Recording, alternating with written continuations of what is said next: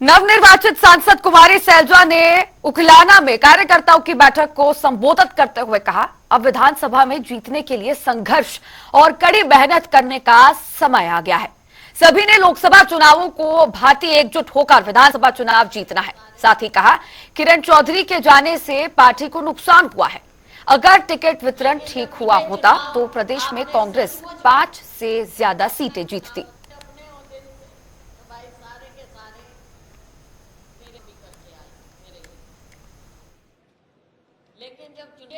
किरण जी जो गई हैं वो और उनकी बेटी, मैं समझती हूँ कि पार्टी का नुकसान हुआ है उससे। सिर्फ ये कह देना कि चले गए, जो भी हो गया वो तो कहने की बातें हैं, लेकिन एक परिवार की लेगेसी रही है दशकों से।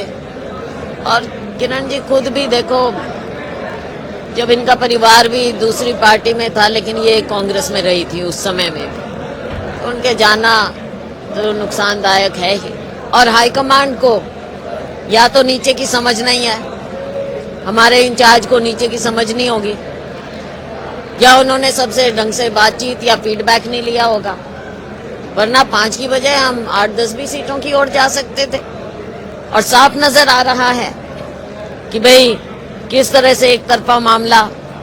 देखो, राजनीति में हम भी और जगह के काम भी देखते हैं, अपनी पार्टी में भी हमने किया है काम, सारी उम्र होगी हमारे को भी पार्टी का काम करते हुए। तो बैलेंस करके चलना बहुत जरूरी होता है राजनीति में। अब हरियाणा को इतना ज्यादा बड़ा राज्य तो है नहीं, इसमें क्या तो आपने बंटवारा करना है, क्या नहीं करना। सही ढंग से भी आप टिकट वितरण कर देते तो ठीक रहता। अब क्या बातें कैसे हुई, अब आप मेरे को ये देखो कि राज बब्बर को कौन लाया है, ब्रह्मचारी जी को कौन लाया। ब्रह्मचारी जी, आप क्या हरियाणा में हमारे पास कैंडिडेट नहीं थे, और अगर हम इतने दिन से अपना मानते हैं तो हम कैंडिडेट तैयार नहीं कर पाए।